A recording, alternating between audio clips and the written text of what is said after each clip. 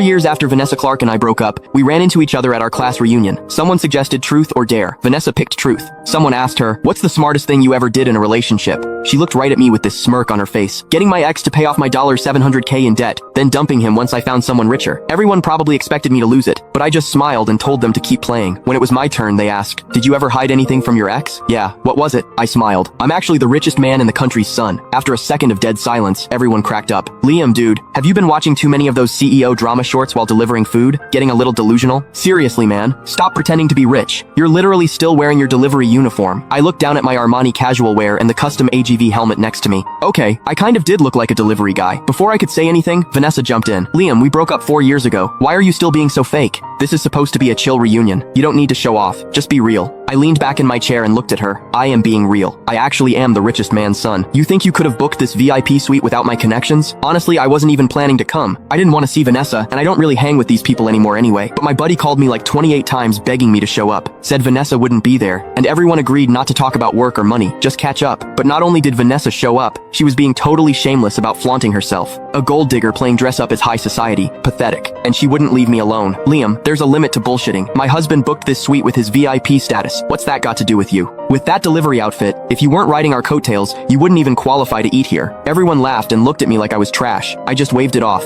"So I should be thanking you?" Vanessa pointed at the food and wine on the table. "Obviously. Without me, could you afford this food? This wine?" I looked up at her slowly. "Vanessa, you really haven't seen much, have you? This food? My housekeeper wouldn't even eat this stuff." "I definitely wouldn't." That set off another round of laughter. "Liam, please stop. You're a nobody without Vanessa. You couldn't even get past the front door." "Right. If Vanessa hadn't specifically asked for you to be invited, I wouldn't have even bothered calling. Just apologize to Vanessa and maybe you can at least drink some of this good wine." The mockery kept coming, but I didn't care. Everything I said was true. If I wasn't trying to save these losers some face, I would have told them Pine Mountain Banquet was my property. Vanessa walked up to me with a wine glass. "Wanna know why I dumped you? Guys without money need to stop showing off. Drink this wine and I'll forget what just happened." I stood up and looked her in the eye. "Vanessa, I was being polite, but you actually think I'm still that broke, lovesick kid from 4 years ago?" I turned toward the door. "Waiter, bring me the wine list. I'm paying for everyone tonight." A guy in a suit walked in and stood in front of me respectfully. Lucas Miller, the manager of Pine Mountain Banquet. I'd met him once when I arranged the suite. I kept my eyes on Vanessa. "Bring me your secret menu and make everything on it. And 2 bottles of your best wine." Lucas nodded and left. Everyone froze, including Vanessa. Then she burst out laughing. "And you say you're not showing off?